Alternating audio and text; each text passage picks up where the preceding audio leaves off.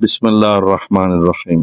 اقبال کے چند اشعار پیش خدمت ہیں، توجہ سے سماعت فرمائیں۔ ظاہر ہے اقبال کا جو کلام ہے بڑا دقیق قسم کا ہے، گہرا ہے۔ اکثر جو اقبال ہے وہ تشبیہات استعمال کرتا ہے، مطلب مختلف جو جیسے کیس ہے، لیلا ہے، مجنوں ہے، اس کی تشبیہ دے کر اصل جو چیز ہے، غرض ہوتی ہے، وہ بیان کرنا چاہتے ہیں۔ فرماتے ہیں ان کو تہذیب نے ہر بند سے آزاد کیا، لا کے کعبے سے صنم خانے میں آباد کیا۔ یہ دیکھیں تہذیب کو فوکس کر رہے ہیں اقبال کہ ہمارے نوجوانوں کو جو کعبے سے نکال کر، خدا کی محبت سے نکال کر بتوں کی محبت میں بت خانے میں لے گئے ہیں، وہ مغربی تہذیب لے گئی ہے۔ اور ہر قید و بند سے، مذہب کی قید و بند سے، نظریے کے قید و بند سے جو آزاد کرنے والی چیز ہے اس کا نام تہذیب ہے۔ یعنی مغربی تہذیب نے ہمارے نوجوانوں کو اسلامی تہذیب سے آزاد کر دیا، اور وہ ان کو لے گئی۔ یہ کعبے میں بسنے والے لوگ تھے، کعبے کی طرف منہ کر کے سجدے کرنے والے لوگ تھے، یہ توحید پرست لوگ تھے، لیکن ان کو کعبے سے توجہ ہٹا کر وہ صنم خانے میں لے گئے، بت خانے میں لے گئے۔ ٹھیک ہے۔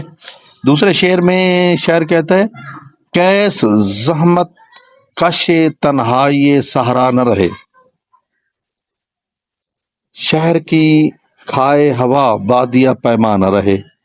زحمت کش تنہائی یعنی اکیلے پن کی تکلیف اٹھانے والا، بادیا پیما جنگلوں میں پھرنے والا۔ اب دیکھیں کیس کی بات کر کے مقصد کوئی اور ہے، وہ میں آپ کو بتا دیتا ہوں۔ زحمت کش تنہائی، وہ کہتے ہیں کہ کیس جو تھا وہ تنہا پھرتا تھا اور سچا عاشق تھا، اس لیے وہ جگہ جگہ کی جو خاک چھانتا تھا، تکلیفیں اٹھاتا تھا۔ تو شاعر کہتا ہے کہ عصر موجود کے کیس کی مانند عاشق صادق ہونے کا دعویٰ تو کرتے ہیں، لیکن کسی نو کی بھی سختی اٹھانے سے گریز کرتے ہیں۔ یعنی آج کا جو مسلمان ہے، اقبال کہتے ہیں کہ وہ یہ تو کہتا ہے کہ میں عاشق رسول ہوں، لیکن کوئی سختی برداشت کرنے کے لیے تیار نہیں ہے، کوئی زحمت اٹھانے کے لیے تیار نہیں ہے، دین کے لیے محنت کرنے کے لیے تیار نہیں ہے۔ شہری زندگی کو اس لیے زیادہ پسند کرتے ہیں کہ یہاں کی زندگی عیش و عشرت سے مزین ہے، یہ عشق کے دعوے دار صحرا نوردی کے قریب نہیں بھٹکتے۔ ٹھیک ہے۔